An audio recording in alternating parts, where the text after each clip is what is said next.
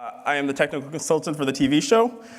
Before that, I was an FBI cyber special agent out of New York and here in DC, working China, Russia, Iran cases for the last 7 years.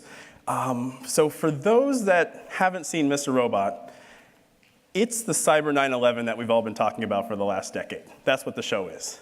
For those who work in cyber defense, cyber security, cybercom, have painstakingly tried to explain to your friends and loved ones what you do every day, we do it on the show in 42 minutes. Let me tell you, it is very, very difficult to make an authentic hacking technique fit on television in a way that not only the technophiles like myself and others who may pause and look at our scripts to see whether there's a errant semicolon or an extra space, down to that loved one who doesn't really care about it, but cares about the drama of the show. And that's what we do. So we have F-Society, which essentially is analogous to anonymous lolsec, and their job is hacking for good. The way they see it is they want to reset the financial industry's stranglehold on the world by encrypting all the data, so very Fight Club-esque. The way that we bring hacking into the show is we say, let's show hacking the human. Let's show social engineering. Let's root the kernel of an Android phone. Let's use a Raspberry Pi to disrupt an ICS SCADA device. We look at true, legitimate, authentic hacks in no other way. We try to avoid the CSI cyber, fast typing on the keyboard, green code is good, red code is malware. And the only way that we're ever going to get to the point where people realize that this threat is real is by having a show like this where they can actually relate. And it's interesting because if you look back, it was only maybe 9 years ago, where we actually started to see hacking shown on mainstream news shows and in CNN.com. And then what was interesting for me is that in 2011, a very small, I guess they're not small, publication called Vanity Fair wrote an article, an expose on China hacking US systems. And the interesting thing about it was before that particular article, we never spoke about nation states hacking systems outside the hallowed walls of a SCIF near you. And then at that point, the gloves came off. So it was our moment where we could now feel comfortable saying, yes, we are being attacked by adversaries that are not just trying to attack us for financial gain, they're trying to attack us for some sort of national security motivation or competitive advantage. And then Mandiant released their APT-1 report. Then, if you remember, we indicted 3 PLA officers out of Pittsburgh for hacking systems. And then we also recently indicted the government of Iran for DDoSing the banks back in 2012, 2013, and hacking a water dam up in New York. And as the case agent for the Bowman Dam, and the guy that actually got the phone call on Friday at 4 p.m., because obviously that's when all emergencies happen in the government, and then having to drive up to Rye, New York, to try to figure out what is it that the Iranians were actually doing with a water dam that, to be honest, the entire government thought was the size of the Hoover Dam, when in fact it was a beaver dam that was replaced with some metal gates. But it was okay. It made it into the PDB, that it wasn't anything big, but it was very pivotal for us. And what it also allowed for us to do was start looking at taking down infrastructure that's used to wage attacks. It's also the way for us to have the public-private partnership and work with software vendors and telecom utilities to patch vulnerabilities for the public good. So we're doing a good job in that respect, but we still are getting it wrong. So I was an FBI agent. Before that, I was at Goldman Sachs, and then I went to Tanium with cybersecurity software in the Valley, and now I'm at TLDR Capital working blockchain, ICO, digital asset, fun stuff that you read about in the news. But the interesting thing about all of this is I went into the FBI saying, I want to do good, right? I think everyone goes in the government saying they want to be part of the bigger mission. And I unfortunately left seeing that we failed in cybersecurity. And I will actually read an email. Actually, I got two emails. One was on Friday and one was on Monday. The first email was this: Andre, please help my good friend Andrew. His brother-in-law's company is being attacked. Time is of the essence. Andrew, Andre's company is a go-to cybersecurity firm. The team is unparalleled and trustworthy. That was yesterday.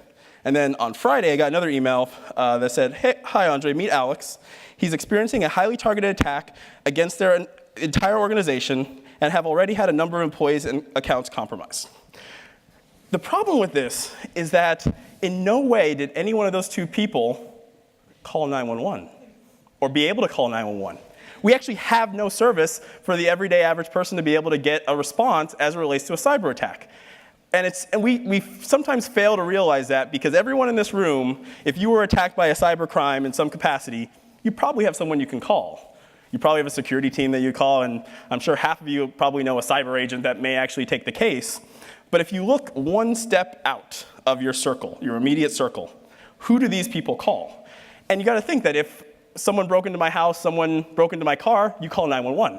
Like, someone did harm to me and I want to get it resolved. But on cyber, we actually have no idea who to call. I've actually talked to a municipal water source back when I was an agent and said, trying to understand how they would do incident response. And he actually said, the individual that worked at this organization, I don't know who to call. Do I call the FBI? Do I call Secret Service? Do I call the state board? Do I call the police? I've talked to local law enforcement. I've talked to police chiefs out of the state of Oklahoma, where I said, hey, we've identified cases in your jurisdiction that need to be investigated.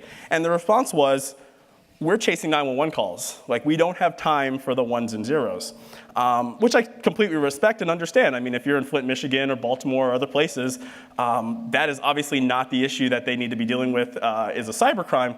But it does leave that extended circle without any sort of recourse.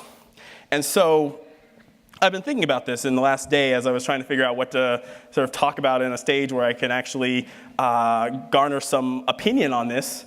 And I'm going to step on the third rail of government and say that what we need to do is consolidation. Maybe someone will steal my Democrat card because I'm trying to save money and I'm trying to reduce government.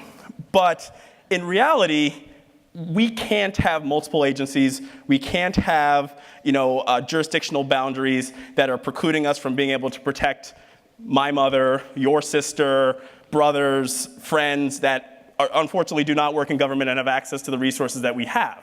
So we kind of need to take the gloves off and think about the way of counterterrorism. So we realized early on, after a very unfortunate situation in New York and here in DC, and of course in Shanksville, that we have to have agencies working together and we have to be proactive. Because if we don't, then people die. We need to do the same in cybersecurity, because right now we're so focused on attacks that we see as victimless, banks that are being hacked, data that's being exposed.